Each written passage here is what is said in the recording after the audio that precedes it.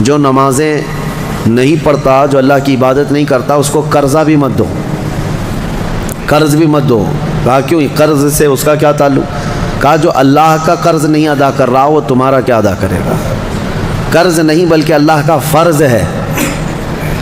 جو اللہ کا فرض نہیں ادا کر پا رہا ہو جبکہ وہ اس کا خالق ہے، تمہارے سے کیا تعلق ہے؟ انسانوں کا زیادہ سے زیادہ چند دنوں تک دوستی ہو سکتی ہے، یا رشتے بھی ہیں تو سانس تک، اس کے بعد کہاں تعلق ہے تمہارے؟ قیامت کے دن تو ماں بیٹے کو نہیں پہچانتی، بیٹا باپ کو نہیں پہچانتا، لیکن بندے اور خالق کا رشتہ تو ہمیشہ سے ہے اور ہمیشہ رہنے والا ہے۔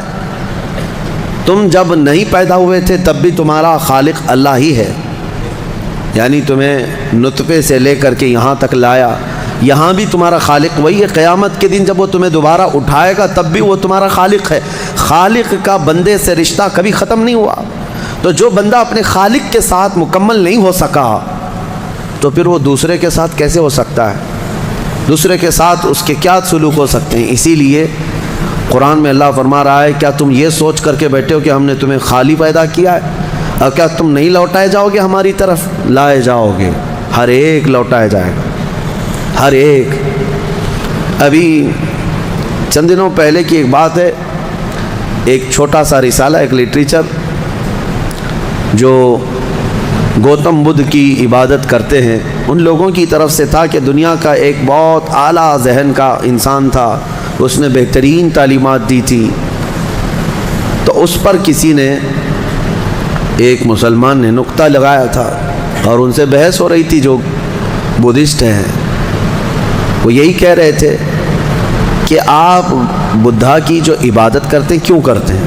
کہا کہ وہ مہان آدمی ہے، مہان انسان ہے، مہان آدمی تھا، بڑے اچھے اخلاق تھے، بڑی اچھی تعلیمات دنیا کو دی۔ تو پھر پوچھنے والے نے پوچھا کہ وہ کہاں ہیں؟ کہا وہ تو چلے گئے۔ کب؟ کہا برسوں ہو گئے، 2500 سال پہلے تو انتقال ہو گیا، مر گئے۔ کہا آئے تھے اور چلے گئے۔ تو پوچھنے والے نے پوچھا تو یہ تو بڑے کمال کی بات نہیں، پھر ان کو لایا کون تھا اور واپس دنیا سے لے کے کون گیا؟ اگر وہ سب سے مہان ہے تو آج ہوتا اور ہم بھی اس کے پیچھے چلتے۔ کہا کہ اب وہ پیدا ہوا اور پھر دنیا سے چلا گیا، ہم یہ پوچھ رہے ہیں کون ان کو دنیا میں لایا تھا اور کون دنیا سے لے کے گیا؟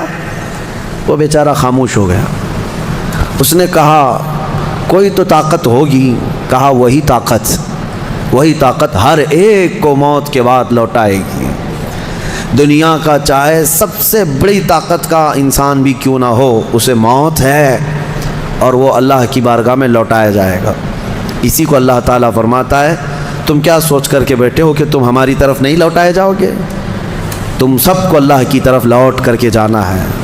اس دن کو یاد رکھو، اس دن کو یاد رکھو جب یہ ساری چیزیں دھری کی دھری رہ جائیں گی اور تم آخری سفر پر نکل چکے ہوں گے، اور عجیب و غریب حالت میں ہم جاتے ہیں۔ میرے عزیزو، یہ سارے ہمارے کپڑے، ہماری جائیدادیں، ہماری سواریاں، ہماری گاڑیاں سب رہ جاتی ہیں۔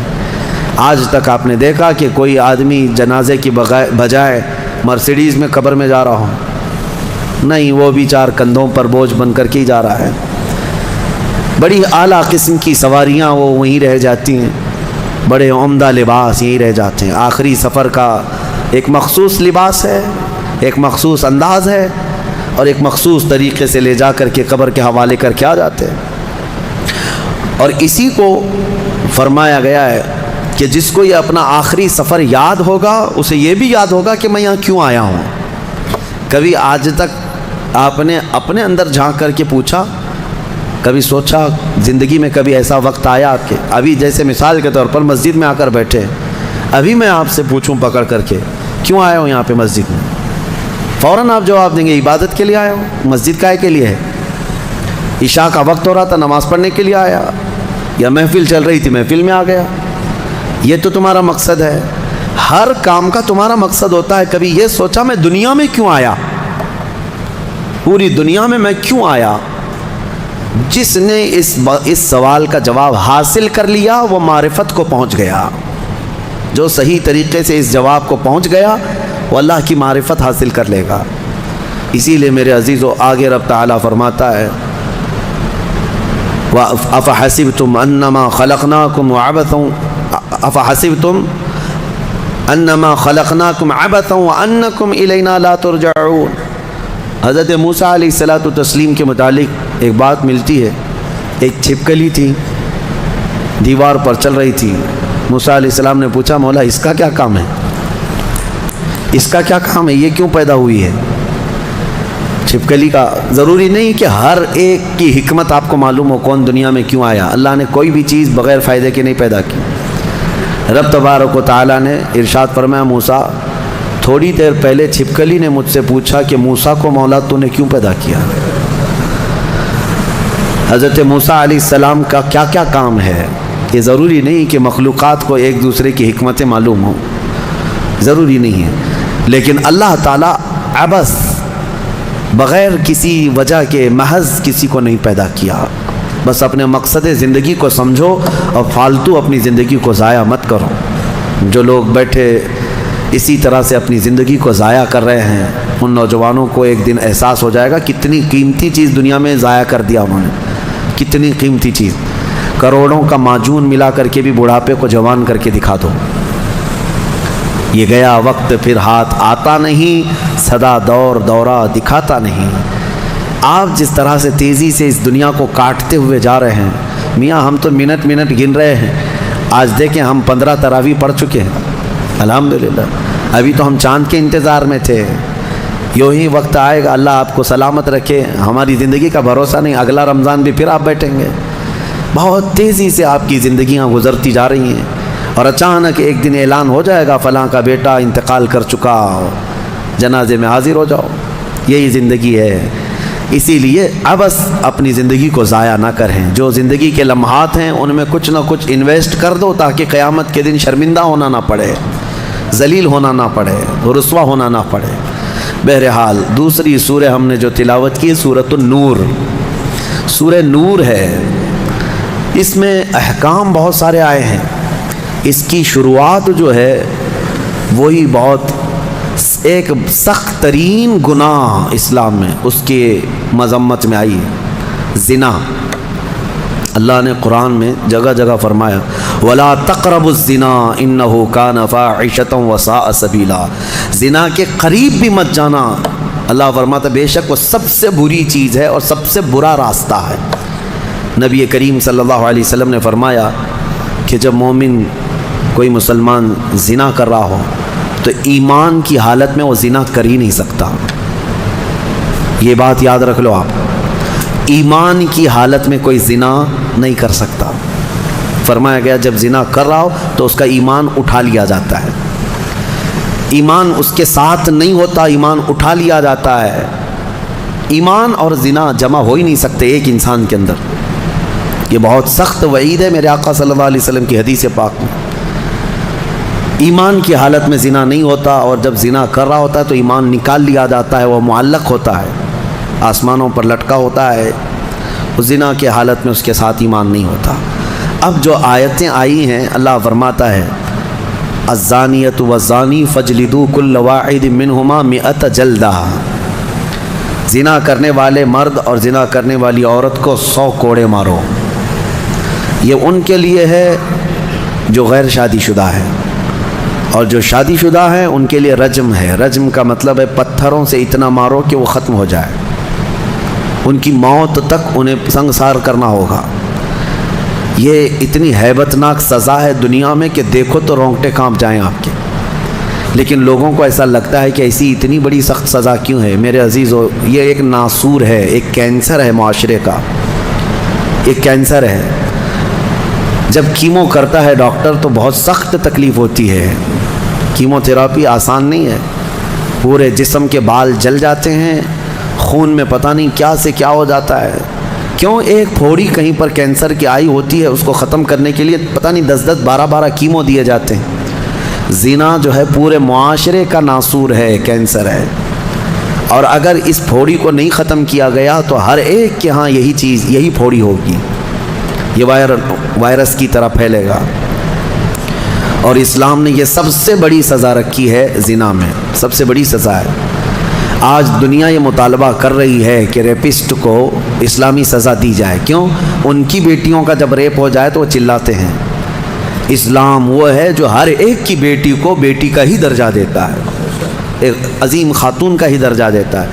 زنا چاہے بالجبر ہو بالرضا ہو، دونوں زنا ہے، یعنی زور زبردستی کیا ہوا زنا ہی ہے، خوشی سے کیا ہوا اور بڑا گناہ ہے، اور بڑا گناہ ہے، اس میں اور زیادہ ہلاکت ہے۔ اس کے متعلق حدیث پاک میں ہے زانی کے لیے 15 عذابات ہیں، 15 عذاب ہیں، 5 دنیا میں دیے جائیں گے، 5 قبر میں دیے جائیں گے، اور 5 قیامت کے دن دیے جائیں گے۔ یہ 15 عذابات وہ جھیلتا رہے گا زانی، 5 دنیا میں، 5 قبر میں، اور 5 قیامت کے دن۔ جو سب سے بڑا عذاب ہے اس کے لیے، میں نے جو سمجھا، یہ 15 کی میں اگر تفصیل بیان کروں تو بہت لمبا ٹائم جائے گا۔ یہ 15 عذابات کیا کیا ہیں؟ دنیا میں جیسے اس کے رزق کی برکت ختم ہوگی، اس کے چہرے کی رونق اٹھا لی جائے گی، اور جو 5 عذابات اس کے دنیا میں ہونے والے ہیں، اس طرح سے 15 عذابات میں جو سب سے بڑا عذاب میں نے جو سمجھا وہ یہ ہے کہ قیامت کے دن رب تعالیٰ اس کی طرف نظر بھی نہیں فرمائے گا۔ یہ سب سے بڑا عذاب نہیں ہے تو اور کیا ہے؟ اور نبی پاک صلی اللہ تعالیٰ علیہ وسلم کی بہت ساری حدیثیں ہیں کہ اللہ تعالیٰ اس کو نہ عرش کا سایہ عطا فرمائے گا اور نہ اس کی طرف نظر فرمائے گا، بلکہ یہ فرمایا کہ جنت 500 سال کی مسافت سے اس کی خوشبو آ رہی ہوگی، لیکن زانی وہ خوشبو بھی نہیں سونگھ سکے گا۔ بڑی سخت سزا ہے۔ اور میرے عزیزو، اس سورہ میں اللہ تعالیٰ نے کئی مرتبہ یہ زانیوں کا ذکر فرمایا، الزانیۃ والزانی فاجلدوا کل واحد منہما 100 جلدہ، 100 کوڑے مارو، ولا تأخذکم بہما رأفۃ فی دین اللہ، اور اللہ کے دین میں کوئی ہمدردی مت لینا، یہ بھی حکم ہے۔ کسی کے ساتھ نرمی مت کرنا، ایسے اگر کسی کے ساتھ ہو گیا ہے تو ان کنتم تؤمنون باللہ والیوم الآخر، اللہ فرما رہا ہے اگر تم اللہ اور آخرت پر ایمان رکھتے ہو تو ذرا برابر بھی نرمی نہ لینا اس پر۔ وہ اور دوسرا ایک اور سخت حکم یہ ہے وَلْيَشْهَدْ عَذَابَهُمَا طَائِفَةٌ مِّنَ الْمُؤْمِنِينَ، زانی اور زانیہ کو چپکے سے کہیں سزا مت دے دینا، بلکہ اللہ فرما رہا ہے ان دونوں کے عذاب پر پورے مومنوں کو گواہ بناؤ، سب کے سامنے ان کی سزا ہو۔ آپ کو پتہ ہے نبی پاک صلی اللہ تعالیٰ علیہ وسلم کے صحابہ میں حضرت ماعز اسلمی کا نام ملتا ہے، ایک صحابی تھے۔ یہ ایک دن روتے ہوئے بارگاہ رسالت میں آپ صلی اللہ علیہ وسلم میں آئے، کہا آقا مجھ سے گناہ ہو گیا ہے۔ حضور نے فرمایا کیا ہوا؟ کہا کہ میں بتا نہیں سکتا۔ حضور نے پھر پوچھا بتاؤ تو صحیح کیا ہوا؟ کہا بولتا ہوں تو منہ کو کلیجہ آ جاتا ہے، کلیجہ منہ کو آ جائے اس طرح کی چیز ہے میں نہیں کہہ سکتا۔ حضور نے فرمایا بتاؤ ماعز تمہارے لیے ہم ذریعے حل تلاش کر کے بتا دیں؟ انہوں نے کہا یا رسول اللہ مجھ سے زنا ہو گیا ہے۔ اتنا کہنا تھا نبی پاک صلی اللہ علیہ وسلم نے اپنا چہرہ پھیر لیا، صحابی ہیں حضور کے، خطا ہو گئی میرے آقا لیکن آیا ہوں آپ کے دربار میں۔ جب حضور نے اپنا چہرہ پھیر لیا اب بچا کیا تھا؟ اب وہ رونے گڑ گڑانے لگے، قدموں میں گر گئے، اتنا روتے رہے اتنا روتے رہے۔ اسی کو شاید امام اہل سنت فاضل بریلوی نے ترجمانی میں اشعار میں یوں کہا ہے یا رسول اللہ تجھ سے جو منہ چھپاؤں تو کروں کس کے سامنے، کیا اور کسی سے توقع نظر کی ہے؟ بد ہیں تو آپ کے، بھلے ہیں تو آپ کے، ٹکڑوں پہ یہیں کے پلے ہیں رخ کدھر کریں؟ نبی پاک صلی اللہ تعالیٰ علیہ وسلم نے پھر ان کو اٹھایا اور پوچھا بتاؤ ہوش میں ہو، ہوش و حواس میں کہہ رہے ہو؟ حضور نے جب پوچھا کہا ہاں میں ہوش و حواس میں کہہ رہا ہوں۔ کہا تمہیں کوئی بیماری، کوئی غشی، کوئی نشہ تو نہیں؟ کہا نہیں میں ہوش و حواس میں کہہ رہا ہوں۔ 3 مرتبہ جب پوچھا تو انہوں نے اقرار کیا۔ صحابہ سے میرے آقا نے فرمایا دیکھو ماعز اقراری مجرم ہے، اسلام میں سزا ہے، یہ شادی شدہ ہے، لے جاؤ اس کو سنسار کر دو، سنسار کرو۔ خود میرے آقا صلی اللہ علیہ وسلم سزا میں تو نہیں گئے، صحابہ کے حوالے کر دیا۔ اب وہ مدینے میں ایک پہاڑی ہے جبل انم، وہاں پر لے جایا گیا اور پہاڑ کے اوپر سے ماعز اسلمی کو ڈھکیل دیا گیا۔ وہ لڑکتے ہوئے نیچے آئے، تھوڑا سا بہت اونچی پہاڑی نہیں ہے، وہ چھوٹی پہاڑی ہے۔ پھر وہاں سے جتنے صحابہ تھے ان سب نے پتھر مارنا شروع کیا اور سب اتنے پتھر برسائے گئے تھے کہ ماعز اسلمی کی روح نکل گئی، انتقال ہو گیا، زخمی حالت میں تھے۔ جب واپس آئے میرے آقا صلی اللہ علیہ وسلم غمگین تھے، اس وقت صحابہ سے پوچھ رہے تھے بتاؤ ماعز کے ساتھ کیا کیا تم نے؟ کہا حضور سب ان کو سنسار کر رہے تھے۔ ایک صحابی آگے بڑھ کر کہتے میرے ہاتھ میں اونٹ کی ہڈی تھی، وہ لے کر کے میں نے مارا تو ماعز کی کھوپڑی پر لگ گیا، خون کا فوارہ اچھل کر میرے بدن پہ آیا۔ میں نے یہ کہا یہ کس پاپی کا خون لگ گیا، یہ کس خطا کار کا خون لگ گیا؟ میں کپڑے جھاڑ کر کے باہر آ رہا، میرے آقا صلی اللہ تعالیٰ علیہ وسلم کو بڑا غم ہوا، کھڑے ہو گئے، کہا یہ جملہ مت کہو، ماعز نے موت سے پہلے سچی توبہ کر لی۔ سزا تو دینی ہی تھی، اسلامی حکومت ہے تو سزا دی جائے گی، صرف توبہ کافی نہیں ہے۔ توبہ کر لی لیکن اب اس کے لیے برا جملہ مت کہو۔ میرے آقا نے فرمایا اللہ تعالیٰ نے ماعز کی سچی توبہ کی وجہ سے جبرائیل کو بھیجا اور یہ فرمایا یا رسول اللہ آپ کے غلام نے ایسی توبہ کی ہے کہ اس کی توبہ کے عوض اللہ نے پورے مدینے والوں کی گناہ معاف فرمایا، سب کی توبہ کے برابر فرما دیا۔ میرے عزیزوں سزا تو دی گئی۔ ایک اور صحابی آئے، وہ بھی آئی تھی بارگاہ رسالت میں آپ صلی اللہ علیہ وسلم میں، کہا کہ مجھ سے خطا ہو گئی ہے، حمل بھی تھا۔ حضور نے فرمایا جاؤ بچے کی ولادت کے بعد آؤ۔ بچہ پیدا ہو گیا، وہ بچہ کو 1 دن 2 دن کا بچہ تھا، وہ لے کر کے حاضر ہو گئی، کہا مجھے پاک کر دیجئے، مجھے پاک کر دیجئے۔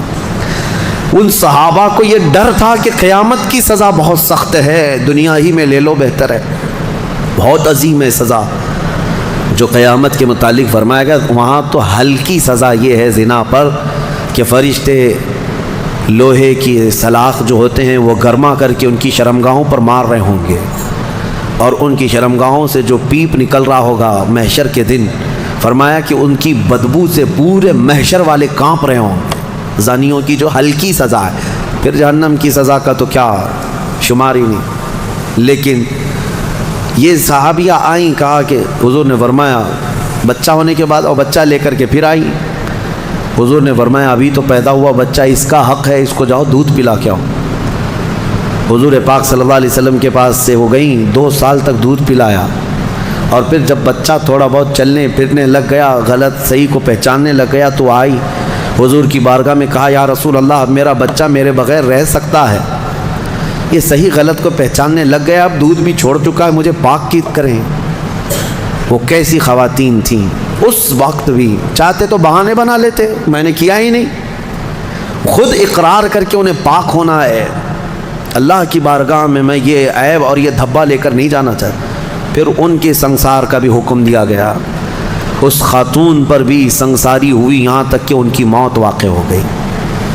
میرے عزیز و اسلام میں بڑی عظیم سزائیں ہیں، صرف میں یہ دنیاوی سزا آپ کو سنا رہا ہوں، اس سے گیس کر سکتا ہے آدمی دنیا میں جو ہائیسٹ سزا ہے اسلام میں وہ زنا پر ہے، لیکن یہ بھی کہا گیا ہے کہ یہ صرف اور صرف 100 میں سے 99 حصہ بھی اس کا یہاں سزا نہیں دی جا رہی، باقی 99 درجے زیادہ حشر کے دن اس کی سزا ہے۔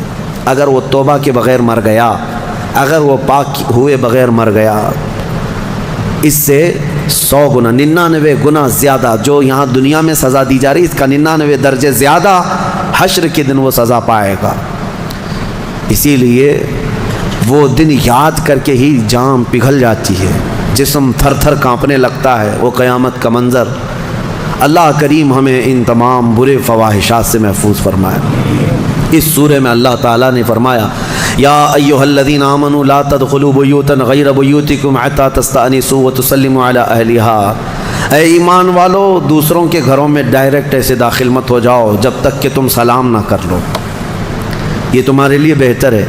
گھر میں جانے کے آداب میرا مولا سکھا رہا ہے، ڈائریکٹ گھس نہ جانا کسی کے گھر میں، سلام کرو پہلے، اور آگے پوچھ رہے ہیں، آگے کی باتیں بتاتا ہوں۔ دروازے پر کھڑے ہو کر کے دستک دو، 3 مرتبہ دستک دینا ہے، اگر 3 بار میں بھی جواب نہیں آیا تو فرمایا گیا واپس پلٹ جاؤ، اس کے پیچھے نہ لگ جاؤ۔ وَإِن قِيلَ لَكُمُ ارْجِعُوا فَارْجِعُوا، اگر کہہ دیا جائے کہ لوٹ جاؤ تو لوٹ جاؤ، اور لوٹ جانے کے لیے کچھ جگہ پر کہا جاتا ہے اور کچھ جگہ اشارے مل جاتے ہیں۔ جواب نہیں آ رہا ہے گھر کے اندر سے تو وہاں سے نکل جانا چاہیے۔ آگے آیت میں ہے لیس علیکم جناح ان تدخلوا بیوتا غیر مسکونۃ فیہا ومتاع لکم، ہاں ایسا کوئی گھر ہے جس میں کوئی رہتا ہی نہیں ہے تو اس گھر میں ایسی بغیر کسی کو سلام کیے ایسی داخل ہو گئے تو اللہ فرما رہا ہے کوئی گناہ نہیں ہے۔ تو تمہارا سامان رکھا ہوا ہے کسی گھر میں لیکن رہنے والے کوئی نہیں ہے۔ یہاں پر یہ احکام متفرع ہوتے ہیں، تمہارا ہی گھر ہے، تم نے کسی کو کرائے سے دے رکھا ہے، تب بھی تمہیں اس گھر میں جانے کی اجازت نہیں جب تک کہ کرایہ دار رہ رہے ہیں۔ باہر سے سلام کرو، اور سلام کرنے کے اہل نہیں ہیں تو دستک دو۔ ضروری نہیں ہے کہ صرف سلام کے ذریعے ہی سے لوگوں کو پہچانا جائے، سلام کے اگر اہل نہیں ہیں وہ لوگ جو رہ رہے ہیں تو دستک دو، اس لیے کہ کون کس حالت میں بیٹھا ہوا ہے یا بیٹھی ہوئے تمہیں اندازہ نہیں۔ یہاں تک کہ حکم یہ ہے کہ دروازے پر دستک دے کر کے دروازے کے بالکل سامنے کھڑا ہونا بھی یہ درست نہیں، بلکہ فرمایا گیا دائیں جانب ہو جاؤ یا بائیں جانب ہو جاؤ، اس لیے کہ اگر کوئی خاتون دروازہ کھولے تو تمہارا آمنا سامنا نہ ہو جائے۔ یہ اسلام ہے۔ اور آگے اس کے فوراً آیت آتی ہے، اے محبوب آپ فرما دیں مومنین سے، یغضوا من ابصارہم ویحفظوا فروجہم، اپنی آنکھیں نیچی رکھیں، اپنی شرمگاہوں کی حفاظت کریں۔ زنا کی ابتدا آنکھوں سے شروع ہوتی ہے، آنکھوں سے ہوتی ہے، اور اللہ تعالیٰ نے وہیں پر بند باندھ دیا۔ نہ تمہاری آنکھیں بہکیں نہ تمہارے باقی کے اعضاء بہکیں، تم اپنی آنکھوں کی حفاظت کرو۔ نہ دیکھا ہوتا تو جسم کے اندر جذبات نہیں آتے، جسم کے اندر یہ خواہشات نہیں آتے، یہ فواہشات نہیں آتے۔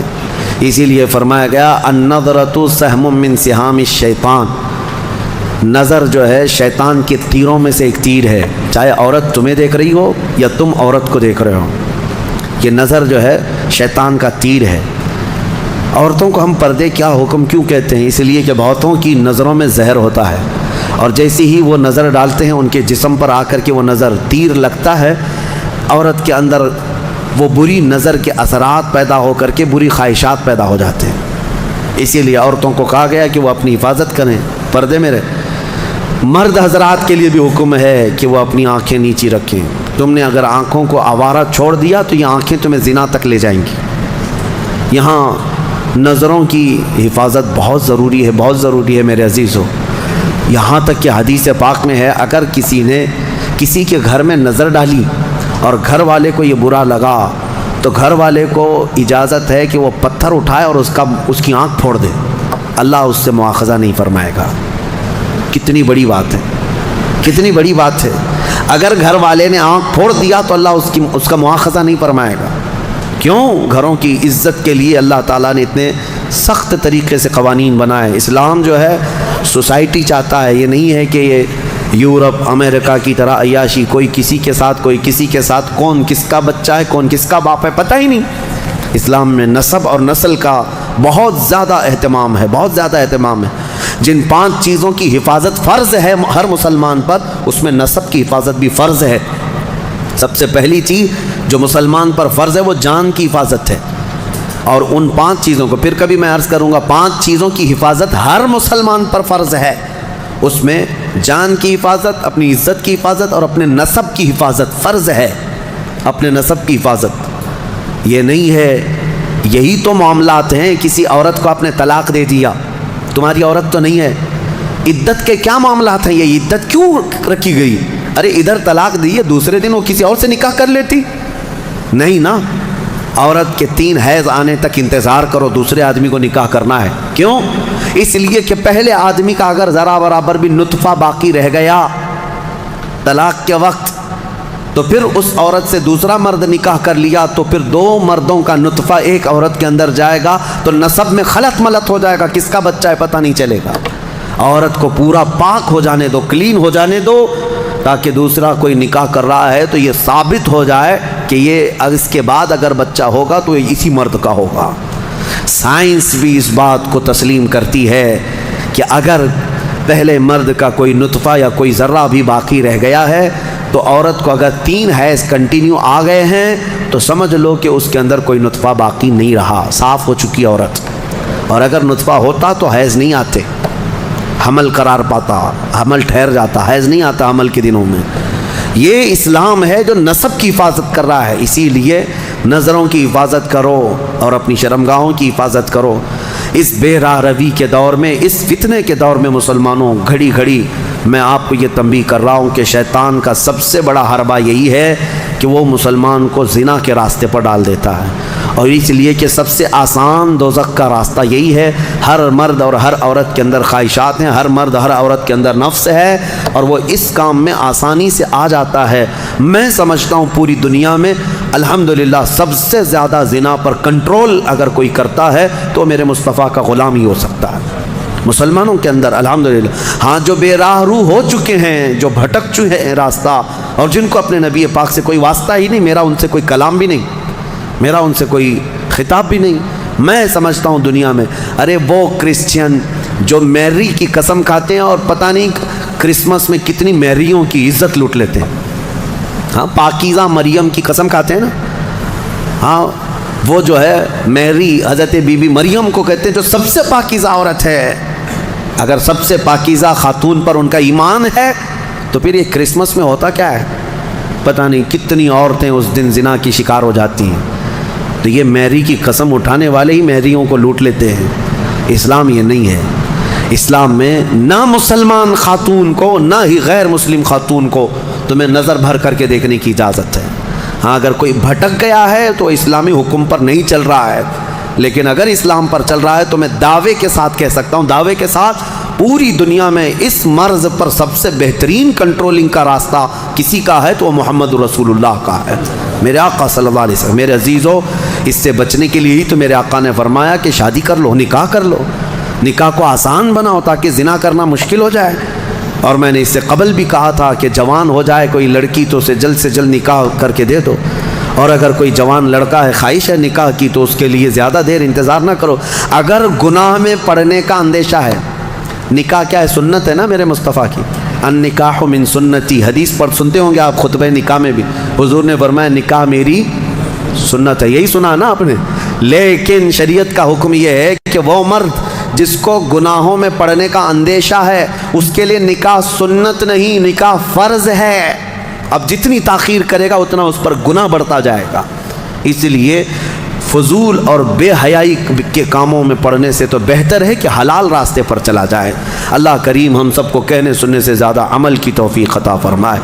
اس سورہ نور میں جو ایک بہت بڑا عظیم واقعہ تھا اس کو میں کہہ نہ پایا، سیدہ ام المومنین طیبہ طاہرہ عائشہ صدیقہ رضی اللہ تعالیٰ عنہ میرے آقا کی رفیق حیات، بلکہ وہ محبوبہ رسول تھیں، ان پر ایک الزام لگایا تھا منافقین نے، اس کا دفاع کیا میرا مولا، اور آیت نازل فرمایا شان عائشہ میں، صدیقہ طاہرہ کی شان میں آیت نازل ہوئی۔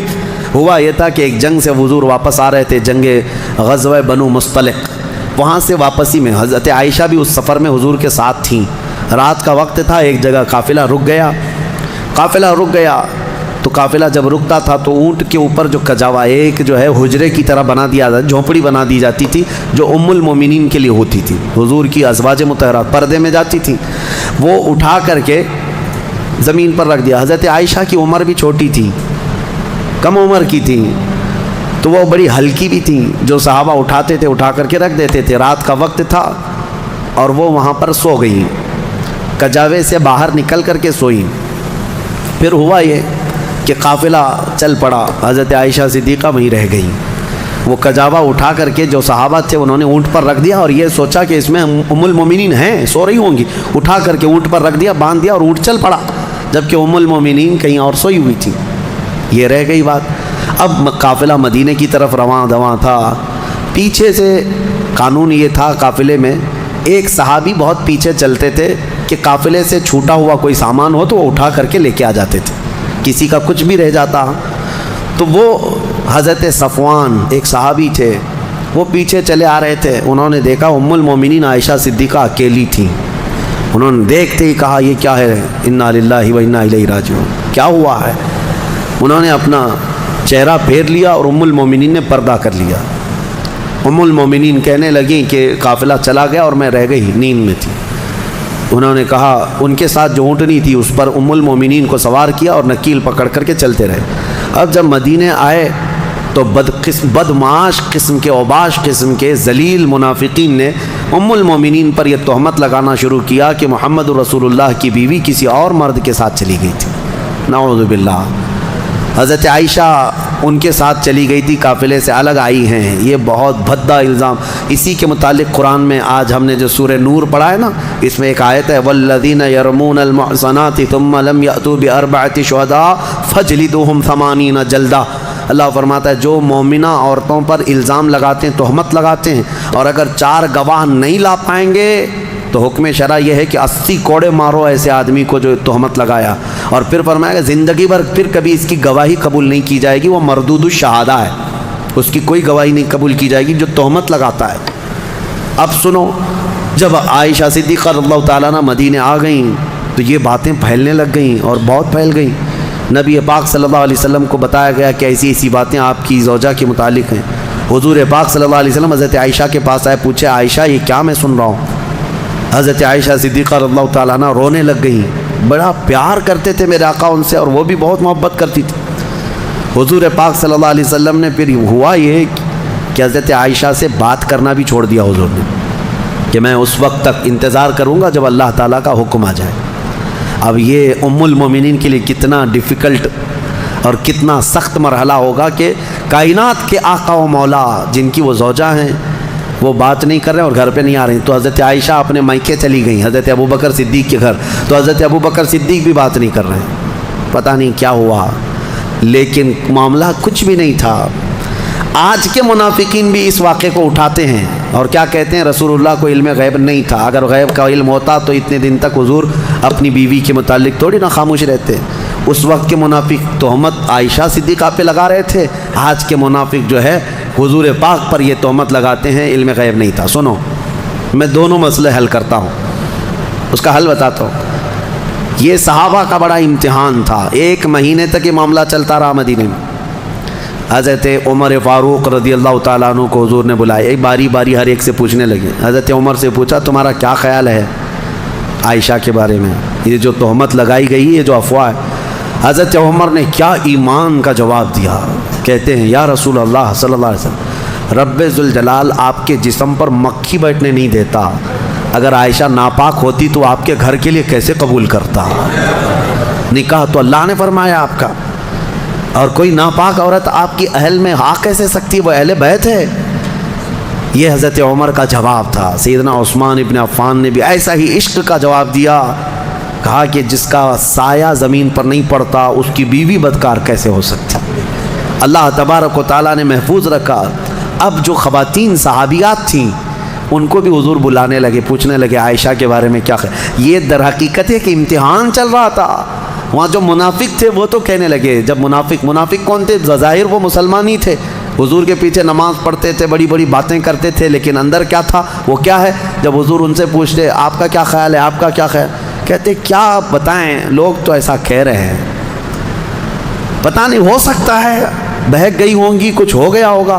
یہ منافقین کے جوابات تھے، یہ منافقین کے جوابات۔ ایسے بہت سارے لوگ ہیں، ہم کو تو نہیں معلوم لوگ، لیکن لوگ کہہ رہے ہیں ایسا ہوگا۔